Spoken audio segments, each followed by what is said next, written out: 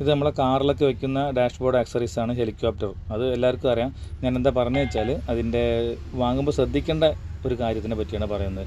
പലർക്കും ഇത് വണ്ടിയിൽ വാങ്ങി വെച്ചിട്ട് ഇത് വർക്ക് ചെയ്യുന്നില്ല, വെറുതെ അവിടെ നിൽക്കുന്നേ ഉള്ളൂ, അതിന് ഫാൻ കറങ്ങുന്നില്ല എന്നുള്ള പ്രശ്നം പറയുന്നുണ്ട്. അപ്പോൾ അത് എന്തുകൊണ്ടാണെന്നുള്ള പ്രശ്നമാണ് ഞാൻ പറയുന്നത്. അപ്പോൾ അത് ശ്രദ്ധിച്ചാൽ നമുക്ക് മനസ്സിലാവും. നമ്മളിവിടെ സോളാർ ഇല്ലാത്തതുകൊണ്ട് നമ്മൾ ഈ ടോർച്ച് വെച്ചിട്ടാണ് ഇത്, ലൈറ്റ് വെച്ചിട്ടാണ് ഇത് ചെക്ക് ചെയ്യുന്നത്. അപ്പോൾ അത് സോളാർ റിങ് വർക്ക് ചെയ്യുന്നുണ്ട്.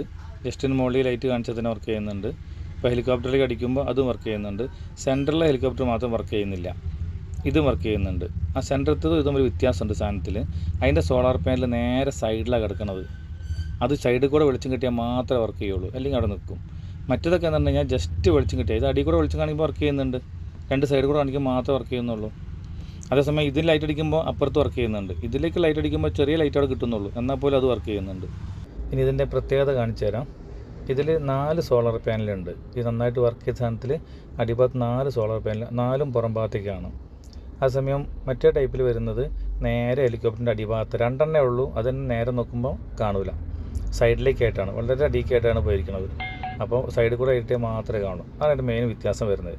അപ്പോൾ നിങ്ങളിനി ഈ സാധനം വാങ്ങാൻ ഉദ്ദേശിക്കുന്നുണ്ടെങ്കിൽ അത് നോക്കിയിട്ട് എടുക്കുക. 4 പാനലുകളിൽ നോക്കിയെടുക്കുക, സംഭവം കറക്റ്റായിട്ട് വർക്ക് ചെയ്യും.